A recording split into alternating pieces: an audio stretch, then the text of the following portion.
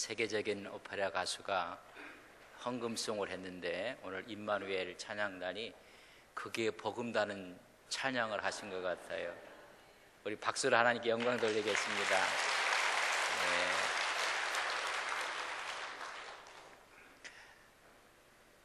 세상에서 갑자기 유명해지든지 아니면 선거를 통해서 한 나라의 대통령이 되게 되면 그 사람에 대한 프로필을 전부 다 공개하게 되는 모습을 봅니다. 이 사람이 어디서 태어났는지, 또 커오면서 어떤 경력과 어떤 형편으로 살아왔는지를 자세하게 보도하는 것을 보게 됩니다. 세계적인 올림픽에서 대회에서 금메달을 따게 되면 여러분 그 사람의 성장 과정을 멋지게 영상으로 보내주는 것을 보게 됩니다. 예전에 미리 다 제작해 놓고 금메달을 따는 순간 출생부터 시작해서 학교 생활 또한 선수로서의 경력을 여러분 보여주게 됩니다. 근데 금메달을 못 따면 다 제작해 놨다가 보여주지 않습니다.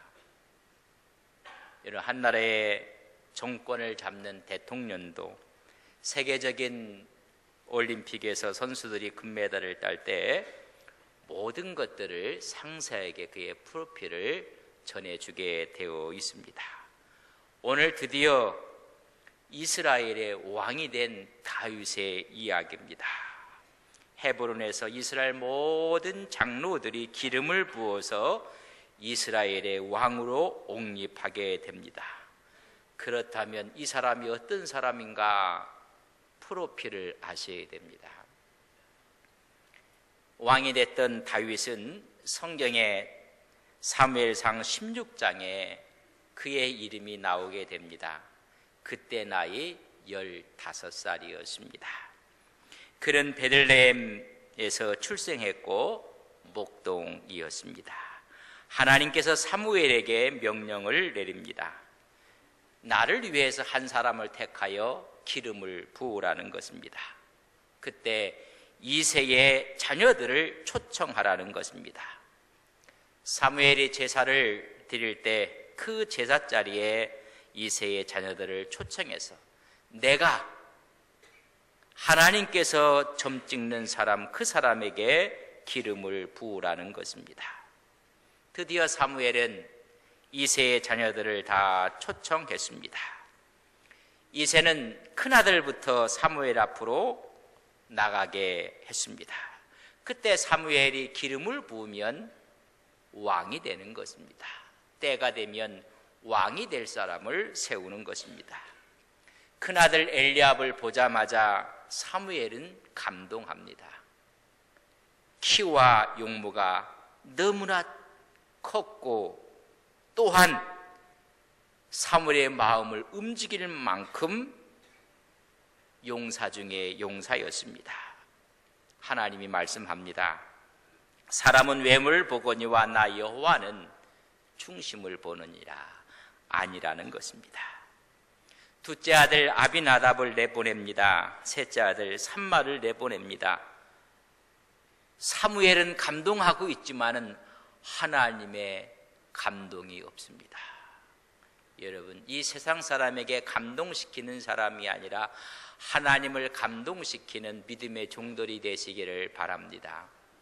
하나님이 허락이 떨어지지 않습니다. 7번째까지 아들이 다 사무엘 앞에 나왔지만은 하나님의 명이 없습니다.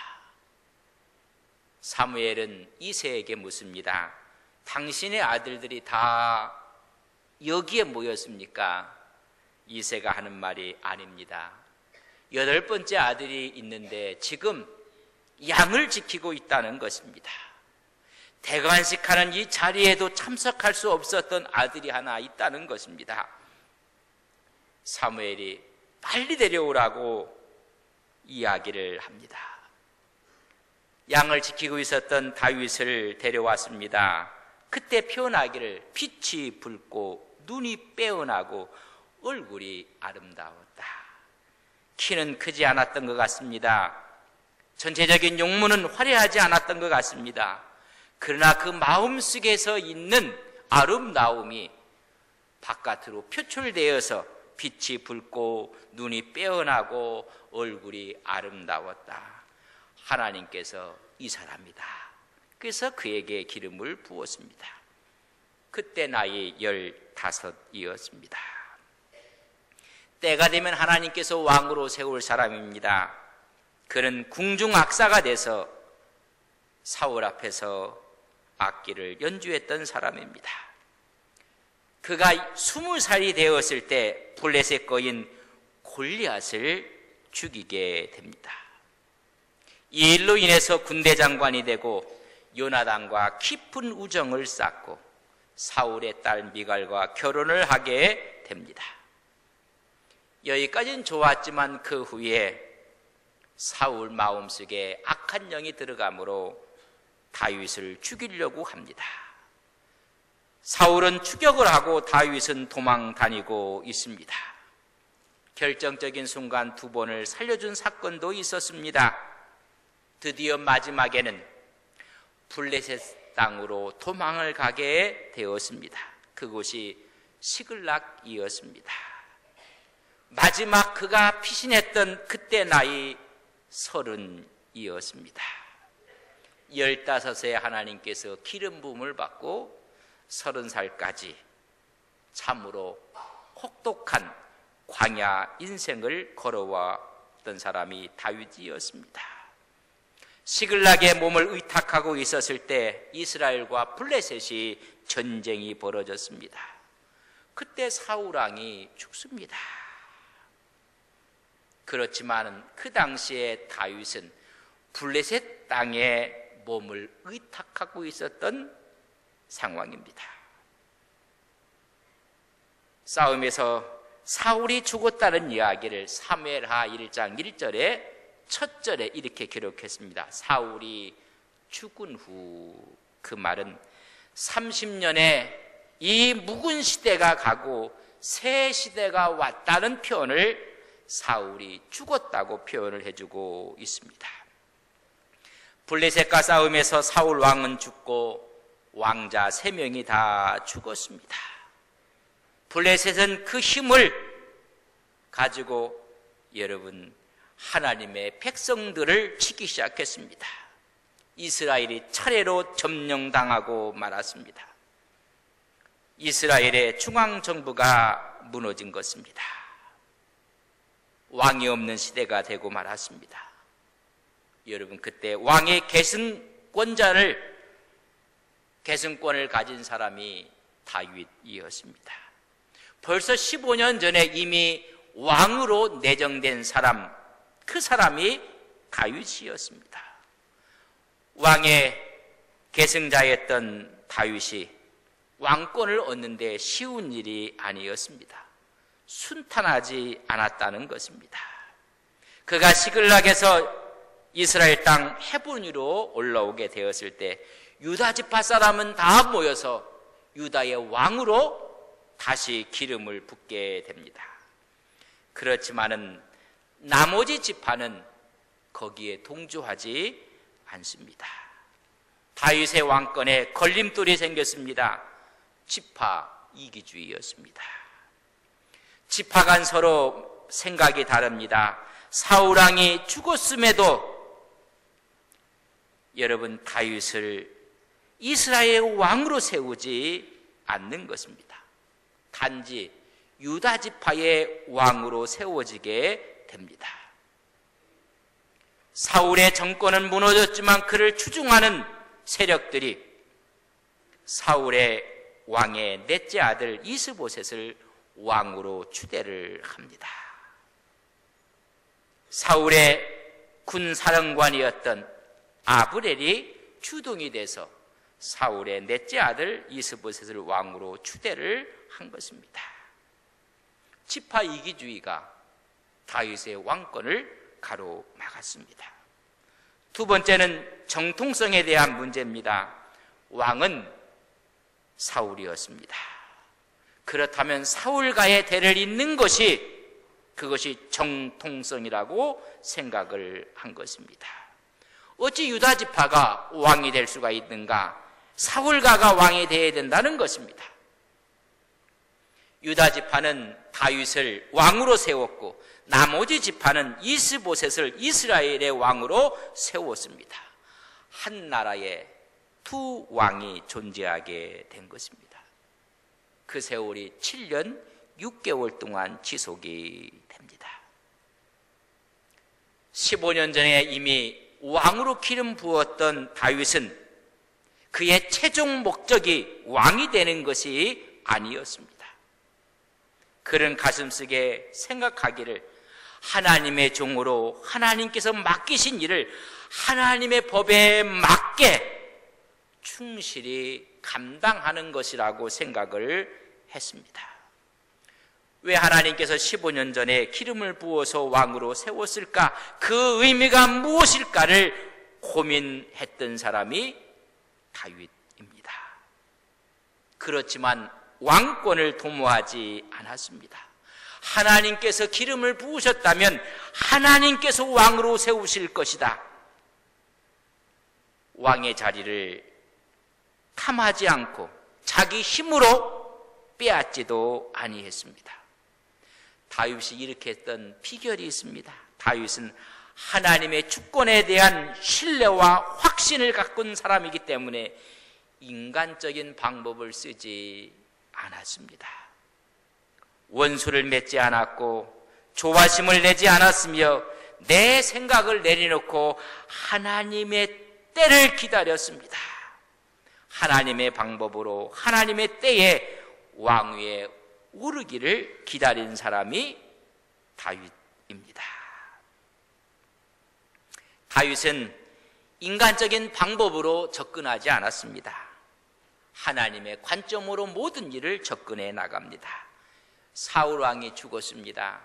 인간적인 관점에 보면 다윗에게는 좋은 일입니다. 자기가 왕이 될 수 있는 절호의 기회가 온 것이었습니다. 그러나 다윗은 인간적인 관점이 아니었기 때문에 기뻐하지 않고 눈물을 흘리며 애가를 짓습니다. 신앙적인 관점에서 하나님의 눈으로 바라봅니다. 오히려 사울이 죽은 것을 가슴 아파하며 애가를 짓습니다. 선왕이었던 사울에 대한 예의를 갖추고 있습니다. 다시 말하면 권자를 장악하기 위해서 인간적인 수단을 쓰지 않았던 사람이 다윗입니다. 사울 왕이 죽었다는 것을 전한 사람이 있습니다. 아멜렉 소년이었습니다. 이 아멜렉 소년이 생각하기를 사울과 다윗은 적이었습니다. 사울 왕이 죽었다는 소식을 전하면 다윗에게 큰 상을 받을 줄 알고 거짓말을 합니다. 내가 사울 왕을 죽였다. 그 이야기를 들었던 다윗은 그렇게 보고했던 사울을 죽였다고 했던 그 소년을 다윗이 그를 죽입니다. 개인적인 것보다는 하나님의 관점에서 바라보고 어찌 하나님이 기름 부은 자를 죽일 수 있겠는가? 만약에 이 소년이 사실대로 보고했더라면 사울 왕이 자결하였나이다 라고 보고했더라면 그는 죽지 않았을 것입니다. 그러나 보상을 바라고 거짓말을 하고 말았습니다. 여러분, 하나님의 사람들의 모습을 우리는 잘 이해를 하셔야 됩니다. 하나님의 사람의 속성은 하나님의 약속의 근거에서 판단해야 됩니다. 다윗은 하나님의 사람이었습니다. 하나님의 약속의 근거에서 사울의 죽음도 바라본 것입니다. 그렇다면 그 하나님 약속의 실체가 무엇인가? 우리에게 이 땅에 예수 그리스도를 보내주셨습니다. 그분이 마지막에 십자가를 지셨습니다. 예수 그리스도와 십자가가 판단의 기준입니다. 이 기준대로 모든 것을 바라본 것입니다. 왜 오늘날 많은 문제들이 발생하고 있는지 아십니까? 약속의 실체 예수 그리스도와 십자가를 잃어버렸기 때문에 그렇습니다. 오늘 이 아멜렉 소녀는 의기양양해서 나는 보상을 받을 것이라고 생각을 했습니다. 어리석은 짓이었습니다. 오늘날에도 교회 안에 이런 작은 아멜렉 소년 같은 어리석은 사람들이 얼마나 많은지 모릅니다. 전부 다 기회주의자들입니다. 보상에만 관심을 갖고 있는 사람들입니다. 바른 말이 아니라 거짓을 이야기하고 있습니다. 하나님이 가장 싫어하는 일을 향합니다. 거기에는 하나님도 없고 예수님도 없고 십자가도 없습니다. 9월이 되면 이리신광교회에서 총회가 소집이 됩니다. 많은 분들이 총회를 세습 총회가 될 것이라고 이야기를 해주고 있습니다. 가슴 아픈 일입니다. 오늘 우리에게 약속의 실체가 무엇인가, 하나님이 없는 모습, 십자가가 없는 모습을 간증하고 있다는 것을 아셔야 합니다. 오늘 지파 이기주의와 정통성의 문제로 한 나라에 두 왕이 생기고 말았습니다. 하나님 나라는 하나님이 주인이며 하나님이 왕이신 것입니다. 지파 이기주의로 인해서 한 나라에 두 왕이 생겼습니다. 사울의 군대 장관이었던 아브넬이 있습니다. 아브엘이 실권을 쥐고는 사울의 아들 이스보셋을 왕으로 옹립을 합니다. 마나하임에 모여서 이스라엘의 왕으로 세웁니다. 그 사람이 군사령관이었던 아브넬이었습니다. 헤브론에서는 유다 지파가 다윗을 왕으로 세웁니다. 한 나라의 왕이 두 명이 되고 말았습니다. 하나님이 기뻐하는 모습이 아니라는 것입니다. 사울은 죽었지만은 두 왕이 생겼다는 이야기는 하나님의 뜻을 따르는 사람들이 있는가 하면 세상 질서를 따르는 사람들이 있었다는 것입니다. 하나님의 질서를 따라서 다윗이 왕이 돼 마땅함에도 불구하고 세상 질서를 따르는 사람들이 있어서 아브넬과 이스보셋과 나머지 지파들이 모여서 세상의 눈으로 왕의 아들인 이스보셋을 왕으로 옹립한 것입니다. 한 나라에 가슴 아픈 일이 벌어졌습니다. 그뿐만이 아니었습니다. 두 왕이 서로 전쟁이 벌어집니다. 다윗의 총사령관이었던 요압과 이스보셋의 총사령관이었던 아브넬이 전쟁을 벌입니다. 양쪽에서 사람들이 죽습니다. 그때 요압의 동생이었던 아셀이 죽고 맙니다. 동족끼리 싸움이 벌어지는 것입니다. 이 전쟁을 사무엘하 2장에서 기브온의 전쟁이라고 합니다. 이스라엘 왕 이스보셋의 군대와 유다의 왕 다윗의 군대가 여러분 동족 간의 싸움이 벌어진 것입니다. 하나님의 뜻을 모르니 같은 동족끼리 싸우는 것입니다. 오늘 수많은 교회들이 하나님의 뜻을 모르면 교회 내에서 여러분 싸움이 벌어지는 것입니다. 갈등과 분쟁이 일어나는 것입니다. 하나님의 뜻을 모르니 대의 명분을 앞세워서 일을 하기 때문에 여러분 전쟁이 벌어졌다는 것입니다. 중요한 것은 하나님의 나라는 하나님의 뜻을 따라 세워지는 나라입니다. 사울 왕가처럼 명분만 강조하여 하나님의 뜻을 거스려서는 안 된다는 것입니다. 명분은 있는데 하나님의 뜻이 없습니다. 갖고 있는 명분은 있는데 그 속에는 하나님도 십자가도 없습니다. 사무엘하 3장 1절에 보여서 두 집안의 싸움이 오래되었다고 했습니다. 이 싸움이 7년 6개월 동안 싸움이 벌어진 것입니다. 이 싸움을 통해서 다윗의 간은 점점 강해지고 사울의 집안은 점점 약하여가는 모습을 그려주고 있습니다. 세상 질서를 따르는 사람들이 있기 때문에 오늘 한 나라에 두 왕이 생기고 말았습니다. 이제 세상 질서를 따르는 사람들의 특징을 보게 됩니다. 아브넬이 전체 실권을 갖고 이스라엘 왕으로 여러분 이스보셋을 옹립했습니다.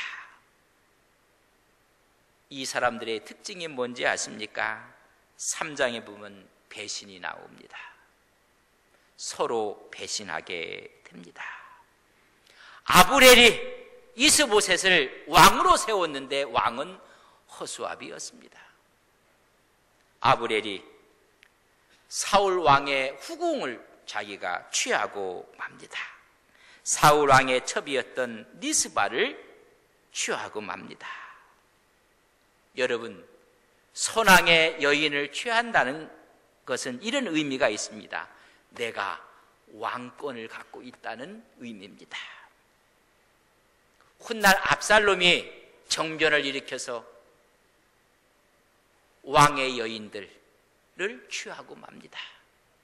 다시 말하면 나에게 왕권이 있다는 것입니다. 이 사실을 이스보셋이 알고 나서 아브넬을 꾸짖습니다. 그 꾸짖음을 보고 나서 여러분 아브넬이 뭐라고 이야기를 하지 합니까? 당신이 왕이 된 것은 나 때문에 되었다는 것입니다. 감히 나에게 이런 말을 할 수 있겠는가?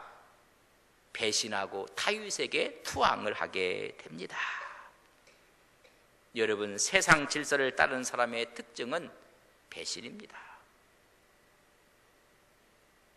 명분 따라, 이익 따라 여러분 다 배신인 것입니다. 그때 다윗이 이 아브넬을 받아들입니다. 이 소식을 다윗의 군대장관 요압이 듣게 됩니다. 요압이 듣고 나서는 저 아브넬로 인해서 자기 동생이 죽었습니다. 그래서 또 요압이 아브넬을 죽이게 됩니다. 여기서 우리 꼭 한 가지를 기억하셔야 됩니다. 아브넬 같은 사람이 힘을 쓰면 쓸수록 이스라엘은 대결 구조가 되는 것입니다. 교회에서도 한 사람이 비정상적으로 힘을 쓰면 쓸수록 교회는 더 큰 문제가 생기고 마는 것입니다. 첫 번째는 배신과 또 다른 타협이 이루어지고 그리하여 아브넬은 요압에게 죽습니다. 4장에 들어가면 아브넬이 죽었다는 소식을 듣고 이스라엘 왕 이스보셋이 벌벌 떱니다. 그것을 군 지휘관이었던 레합과 바하나가 바라보고 자기가들이 옹립했던 이스보셋 왕을 죽입니다. 반역입니다. 세상 질서를 따르는 사람들의 특징입니다. 배신과 타협과 반역이었습니다. 레갑과 바하나가 이스라엘 왕으로 옹립한 자기들이 옹립한 이스보셋을 죽여서 그의 목을 갖고 다윗에게 갑니다. 인간적인 관점으로 보면 다윗은 기뻐할 일이었습니다. 그러나 철저하게 다윗은 하나님의 관점으로 봅니다. 악한 자가 선한 자를 죽였다고 해서 그 두 사람 지휘관이 다윗에게 죽게 됩니다. 이런 일이 다 벌어진 후에 오늘 5장에 있는 말씀입니다. 온 이스라엘 장로들이 그 과정을 바라보고 우리의 왕의 계승권자는 다윗이다 생각하고 다윗에게 기름을 부어 온 이스라엘의 왕으로 세워지는 모습을 보게 됩니다. 다윗은 서서히 왕으로서 세워지게 됩니다. 그 앞에 걸림돌이 있었습니다. 지파 이기주의와 정통성의 문제도. 그 앞에 장애물이 있었습니다. 아브렐과 이스보셋이었습니다. 다윗의 손에 죽은 것이 아니었습니다. 하나님의 섭리 가운데 하나님의 방법으로 그들을 처리하고 말았습니다. 여기서 우리는 중요한 우리의 신앙의 모습을 발견하셔야 됩니다. 여러분, 다윗은 어떤 사람이었는가? 왜 온 이스라엘의 장로들이 그를 세워서 기름을 부어서 왕으로 세웠는가? 다윗은 믿음의 사람이었습니다. 그 믿음을 가지고 골리앗을 무너뜨렸습니다. 그뿐만이 아니었습니다. 사무엘 선지자에 의해서 기름 부음을 받았습니다. 그럼에도 불구하고 15년 동안 쫓겨다니면서 하나님, 왜 이런 일을 당해야 합니까? 왜 광야에서 이런 아픔을 겪어야 합니까? 깊은 고민 속에 다윗이 지냈을 것입니다. 그러면서도 한 번도 하나님의 말씀을, 하나님의 뜻을 거역하지 아니했습니다. 하나님이 연단하시는 것으로 받아들였습니다. 그리고 오늘 왕으로 세우게 되는 것입니다. 이때 세워진 때의 나이는 15년 전에 그가 왕의 기름을 받았고, 그의 30세에 헤브론에서 유대 사람들이 왕으로 기름을 부었고, 7년 6개월 후에 온 이스라엘 장로들이 그에게 기름을 부었습니다. 그의 나이 37 반이었습니다. 무단히도 기다렸습니다. 한 번도 정도의 길을 벗어나지 아니했습니다. 여러분, 신앙이 무엇인지 아십니까? 믿음이 무엇인지를 알게 하는 오늘의 말씀입니다. 골리앗을 무너뜨렸던 기계와 용기, 그 확신만으로 이루어지는 것이 아니라는 것을 말씀해 주고 있습니다. 우리는 한번 성공하고 한번 뭔가 자기가 이루었다는 것을 갖고 그것이 신앙인 양, 믿음인 양 자랑을 할 때가 많습니다. 골리앗은 그의 나이 20에 골리앗을 무너뜨렸던 기계와 용기, 확신이 내 믿음의 전부가 아님을 깨닫게 된 것입니다. 진정한 신앙이라는 것, 신앙의 고백이라는 것을 깨닫게 하시기 위한 하나님의 계획이었습니다. 하나님의 절대 주권을 인정하고 하나님이 요구하시는 가치로, 하나님이 원하시는 질서로 자신을 성숙시켜 나가는 것이 믿음이라는 것을 깨닫게 하신 것입니다.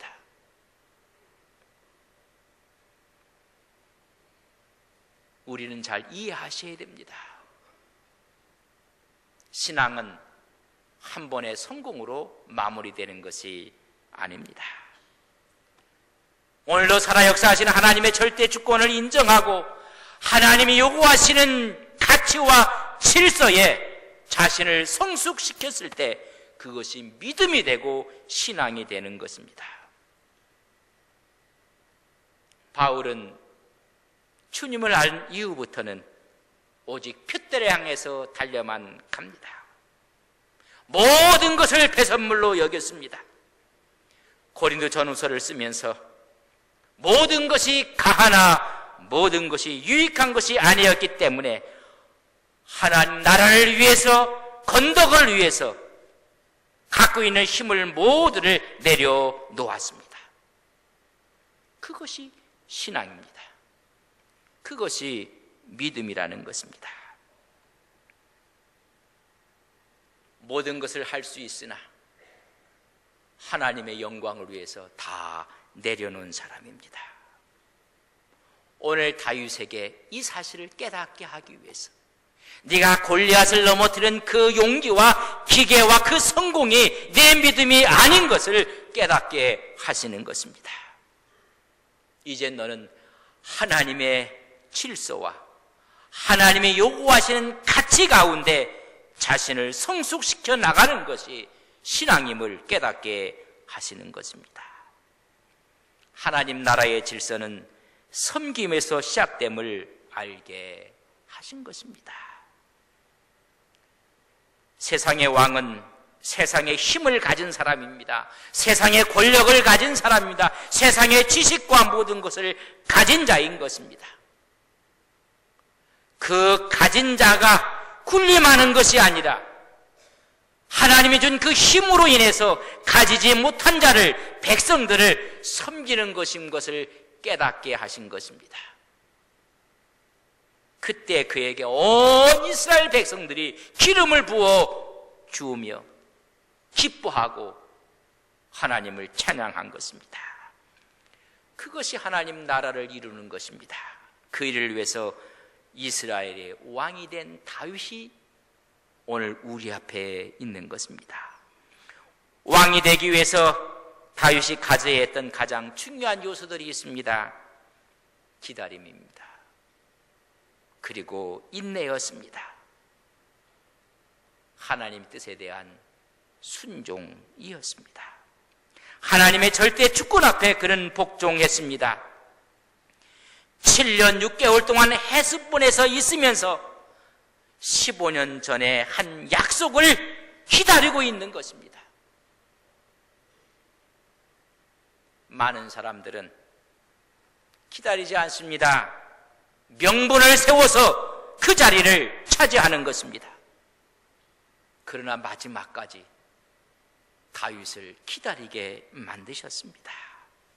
유다 지파와 온 지파가 전폭적인 지지를 얻게 하셨습니다. 하나님의 때를 기다린 것입니다. 하나님의 언약한 약속을 성취하는 지도자로 세상 앞에 등장하게 만든 것입니다. 우리는 모두가 왕 같은 제사장들이라고 이야기를 합니다. 여러분, 우리는 다 하나님께서 왕 같은 제사장으로 세워주셨습니다. 그때를 기다리며 오늘 다윗에게 그 비결을 배우셔야 합니다. 세상 질서를 따르면 안 됩니다. 세상 명분을 따라가도 안 됩니다. 하나님의 뜻을 따름으로 왕 같은 제사장으로 이 세상을 승리해 나가는 우리 믿음의 귀한 종들이 되시기를 주님의 이름으로 간절히 축복합니다. 다 일어서시겠습니다. 드디어 다윗은 이스라엘의 왕이 됩니다. 늘 걸림돌은 세상 질서를 따르는 사람들 앞에 있습니다. 세상의 명분을 앞세우는 사람들 때문에 오늘도 문제가 있습니다. 그곳에는 하나님도 없습니다. 예수님도 없습니다. 십자가도 없습니다. 하나님, 우리는 왕같은 제사장이라고 합니다. 세상의 질서가 아니라 하나님의 질서를 따르는 하나님의 사람들이 되게 하옵소서. 세상 질서를 따르는 사람이 힘을 쓰면 쓸수록 문제는 더 커집니다. 세상 질서를 따르는 아브렐이, 이스보셋이 힘을 쓰면 쓸수록 이스라엘은 내전이었습니다. 전쟁이었습니다. 하나님, 우리의 모습은 어떠합니까? 세상 질서 앞에 명분을 세우고 나아갈 때 하나됨이 없습니다. 하나님, 우리의 신앙이 하나님의 질서를 따르는 종들 되게 하옵소서. 한국교회가 세상의 질서가 아닌, 명분이 아닌 하나님의 뜻을 따르는 교회들이 되게 하옵소서. 우리는 왕같은 제사장이라고 말씀했습니다. 이 비결을 배워 세상 앞에 왕같은 제사장이 되는 신앙과 교회 되게 하옵소서. 함께 기도하시겠습니다. 아버지 하나님, 주의 은혜와 주의 축복이 있습니다. 주님의 역사하심이 있습니다. 하나님의 질서는 섬김의 질서의 시작입니다. 굴림이 아니라 그 힘을 갖고 가지지 못한 자들을 섬기는 하나님 나라의 왕으로 세우시는 오늘의 기나긴 여정을 바라봅니다. 하나님의 질서를 따르는 거룩한 신앙의 종들이 되게 하옵소서.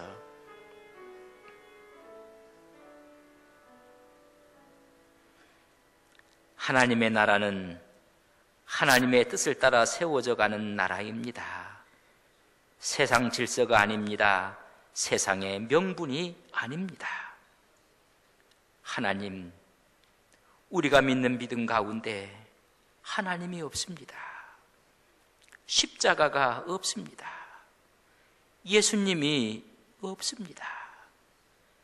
하나님 용서하시고 이스라엘 왕이 된 다윗이 그 긴 시간을 하나님의 관점으로만 바라보고 걸어왔습니다. 우리는 왕같은 제사장들입니다. 이 같은 비결을 배워 하나님과 세상 앞에 왕같은 제사장으로 서게 하옵소서. 예수님의 이름으로 기도 올리옵나이다. 아멘.